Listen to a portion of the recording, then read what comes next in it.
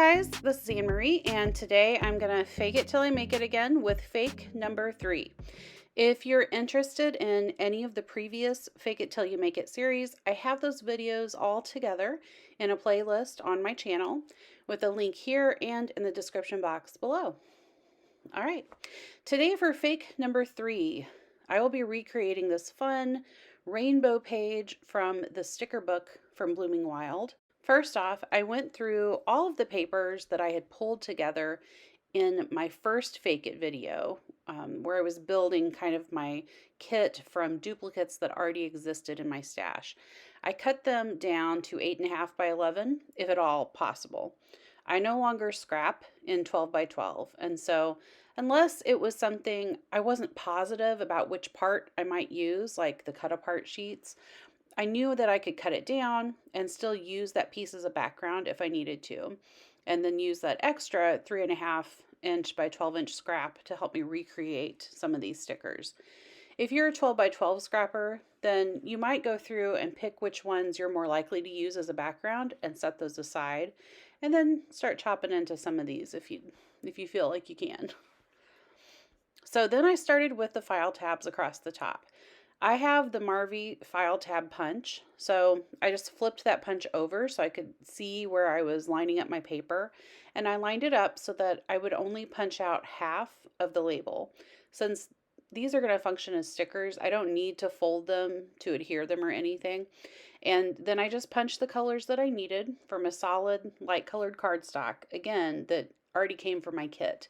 So especially for the cardstock, a lot of this was scraps from the alphabet that I made last time. So that's nice too, because it's going to give kind of continuity or unity between those elements in my kit. Next, I used the pattern paper scraps that roughly match the colors on the original tabs. And then I lined them up with the punch, so I was only cutting the very bottom portion of the file tab. If you don't have a file tab punch, you might consider looking, for file tab stickers already in your stash.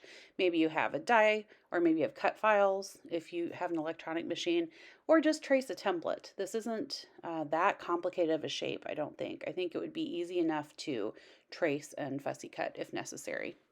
All right, then I ran those bottom patterned pieces through my Xyron, and I adhered them along the bottom of the solid tabs, and done. So there's my first kind of mini fake for this set. Then I skipped the small tickets for now, and I hopped down to the banners because these were going to be super easy to do.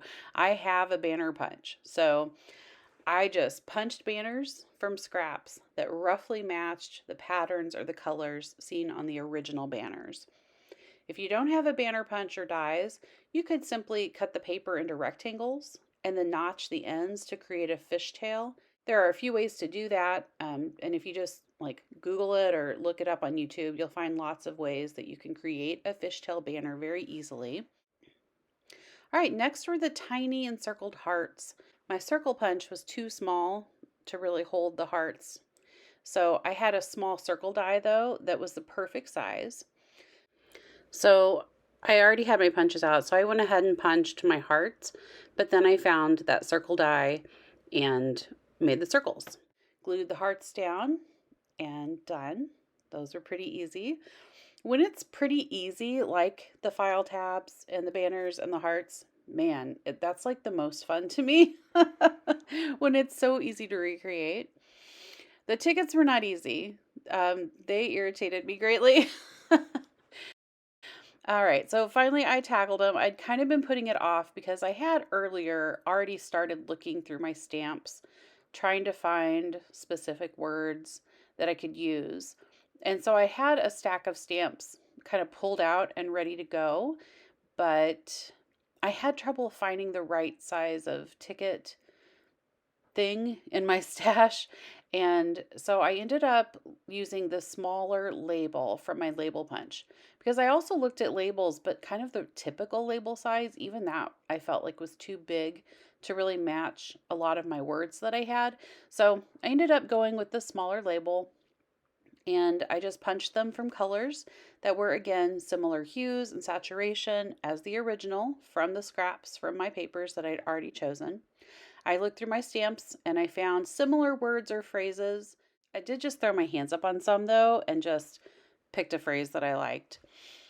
You could consider printing sentiments directly onto pattern paper, using like the post-it method if you don't have stamps like this, or even handwriting on it I think would look cute, or alphabet stamps to make your own, spell your own sentiments out would work too.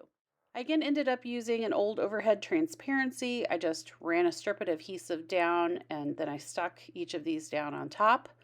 I'll probably run them through my Xyron before I officially adhere them to my final project, but I needed something temporary to hold them together. All right, so here's the finished product.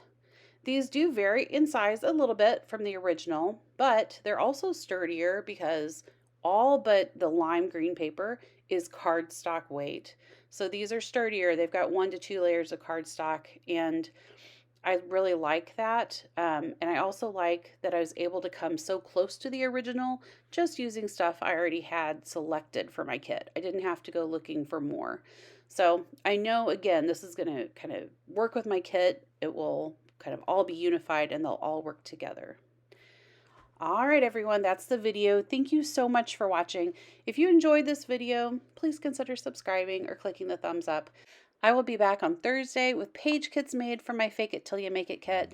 I have a lot of ideas for this, so I'm really excited to get started on that.